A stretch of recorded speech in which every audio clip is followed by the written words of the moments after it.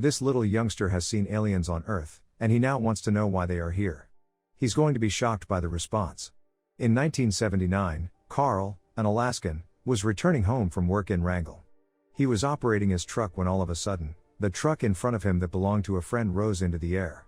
He was hit by their truck, so he got out to see how they were doing.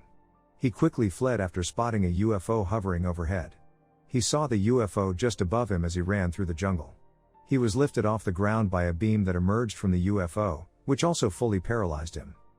A young guy called Isaac Cypress shows up to the NASA Jet Propulsion Lab where he works in the present. He is utilizing NASA satellites to play a small game with his pal Beck. Isaac must locate a signal that Beck puts out. Beck claims that's not the signal he put out, yet he discovers the signal quite easily. They find it interesting that this signal came from Canada because there aren't any grounded satellites that have been recorded there. Isaac sends a duplicate of this signal out for Beck to discover later, just for fun. Later that evening, while Isaac is working, his computer picks up a signal from an unidentified spacecraft. Isaac is intrigued by the amount of random code in it. Then, after receiving advice from his therapist to start keeping a video journal, Isaac starts carrying a camera about with him. After a hike one day, he is sitting down when a meteor crashes nearby. In the distance, sirens sound as fighter planes approach. Isaac realizes that the area is soon to be closed off to outsiders. In order to avoid being seen, he hides in the bushes as he moves near the meteor impact site. When he arrives, he notices a UFO. As soon as Isaac puts on his camera to capture the UFO, it disappears into thin air. An alien is standing behind Isaac when he turns around. Isaac hits the record button on his camera as quietly as he can. The extraterrestrial gives Isaac a brief moment of attention before turning to go.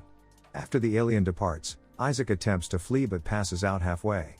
He awakens in a very different area 3 days later. When he looks through his camera, he discovers that the video of the alien and himself being lifted off the ground is still present.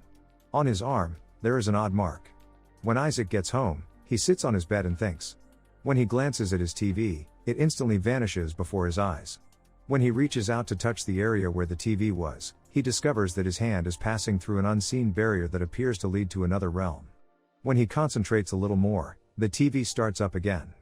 Isaac understands that he is to blame for the TV's disappearance.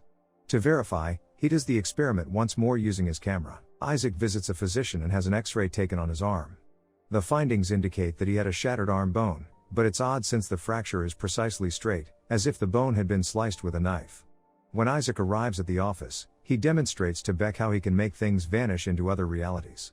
It turns out that Beck is unable to perceive the thing's displacement into other dimensions, only Isaac can. Beck is surprised when Isaac shows him the extraterrestrial video. Beck disagrees with Isaac's suggestion that they reveal the video to their other co-worker.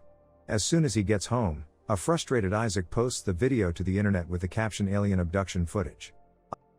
The next morning, a news presenter calls Isaac to ask him to do a report on the video he published. When Isaac promptly checks the video, he discovers that it has nearly 1 million overnight views. People seem to have differing ideas on it, according to his review of the comments area. Some people think the footage is authentic, while others think it's phony. Isaac receives calls from publications and news organizations all day long requesting that he appear for an interview. He finally gives in and chooses to appear on a single news channel. Isaac believes that by demonstrating the video and detailing his full ordeal during the interview, the public would learn the truth. The interviewer, however, makes fun of him and remarks that it was a little too convenient for Isaac to have a camera with him when an extraterrestrial came into contact with him. The majority of the populace backs him, but the minority believes he is fabricating the whole affair to gain attention. While everything is going on, Isaac logs onto the internet and begins reading articles on kidnapping cases. He discovers that other people's tales are very similar to his own. He locates Sarah in particular and texts her to schedule a meeting. When Sarah and Isaac eventually cross paths, he informs her that there have been extraterrestrial contacts on Earth for a very long period. They have been shown in historical artwork, and numerous scientists have also said that they have received enigmatic messages from space. Isaac is questioned by Sarah about the Wrangell, Alaska, alien abduction that occurred in 1979. In response, Isaac says he doesn't. She explains to him that a guy called Carl was kidnapped, and that following his decision to make the incident public, he vanished. Isaac makes the decision to upload copies of his video to websites that want reports of kidnappings. A man called Keith shows up to assist him as he places them in the mailbox. Keith claims to be a writer and feels that Isaac is being unfairly attacked by the media. He wants to write a tale in which Isaac is given the opportunity to elaborate on his position. Overnight, Isaac mulls about Keith's offer, and the next morning, he chooses to accept it. When Isaac gets to Keith's office, Keith advises that the only method to establish the veracity of Isaac's account is to have him take a lie detector test. Isaac concurs, and Keith instructs Isaac on how to put on the apparatus for the lie detector. None of Isaac's responses to the queries concerning his kidnapping turn out to be falsehoods. Keith starts to show signs of stress as he abruptly departs the workplace. Isaac follows him and finds two guys entering the corridor who are disguised as agents. When Isaac tries to flee from them, they shoot him, knocking him out. When Isaac awakens, he discovers that two androids are dragging him. He is dragged into a white room by the androids, who then bind him to a chair. He observes Sarah being carried away outside. On a screen in front of Isaac, Keith, true name Agent Graves, welcomes him to this institution. Isaac is informed by Graves that they will evaluate Isaac's amount of exposure. Isaac is instructed to concentrate on various items that are placed in front of him, but when he does, nothing transpires. Eventually, Isaac gives up and asks to know where he and Sarah are.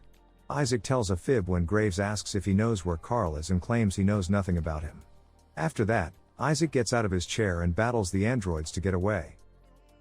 He sees Sarah in a room while he is fleeing away, and he somehow uses his thoughts to unlock the door. As the androids fire at them, Sarah and Isaac flee. They are able to escape the institution and realize they are now in Costa Rica. Graves orders his men to pursue Sarah and Isaac since they are most likely going to try to find Carl and lead them to him. Isaac claims that if he can simply go online, he will probably be able to locate Carl, with whom he is so anxious to communicate. They are given directions to meet Zed, a local who can provide them with an internet connection, by a woman who works there. Zed, a seasoned hacker and technologist, is introduced to the two. They're about to depart when the androids find them and come seeking for them. Zed brings them to his jungle home, where he has an anonymous internet connection. Zed reveals that the androids are employed by the International Space Research Program, ISRP, a top-secret organization, on the way. Zed employs every one of his hacking techniques but is unable to locate Carl anywhere online or in official documents. Isaac recalls the strange signal that Beck and he discovered while leaving Canada. They break into NASA systems and discover where the strange signal came from. They locate Carl's whereabouts in this method, and Zed claims that his residence has a functioning laptop that can be phoned. Carl first denies Zed's video chat, but once Zed hacks into his laptop, Isaac quickly shares his narrative of being kidnapped before Carl can turn off the laptop. Isaac claims that after sending a duplicate of Carl's signal into space, he received a reply the same evening. Isaac sends Carl the reply when he requests to view it. Carl plays the audio after decrypting the response's random code. An extraterrestrial voice announces the arrival time and place. 5 days from now, they will arrive at Carl's residence. Carl then turns off his computer abruptly. They must travel to Carl's home, according to Isaac. Although Zed enthusiastically requests to participate, Sarah is reluctant. Zed arranges for them to go to Canada on a private jet using contacts he has in Costa Rica. Graves had been tracking Sarah and Isaac during this period after implanting trackers in both of them. Zed, Sarah, and Isaac travel a great distance to go to Carl's house. Initially wary of them, he eventually invites them into his house. He reveals that following his kidnapping, the ISRP tried to kidnap him as well, but he managed to get away and go into hiding. He has been attempting to get in touch with the aliens for 20 years. He has put in a lot of effort to develop systems that convert alien codes into audio and the audio into English so that he would be able to communicate with the aliens when they show up. Zed is intrigued by Carl's equipment as they wait for the aliens over the course of the following 2 days. Sarah and Isaac spend time together in the woods and become closer. Isaac notices the ground shifting on the day the aliens are scheduled to land. Isaac ventures into the woods in search of the aliens after Carl claims that it is because they are nearby. He does indeed notice them and inquires about their needs. Carl turns on his translation gear as they all take a seat alongside the aliens. The aliens claim to have mastered all of science, physics, technology, and medicine. Now, they look for something more significant. They look for the universe's beginning. The aliens respond that there is a certain aura that can be measured in humans when Isaac inquires as to why they are researching humans. The aliens ask Isaac who this guy is after showing him a glimpse of Jesus.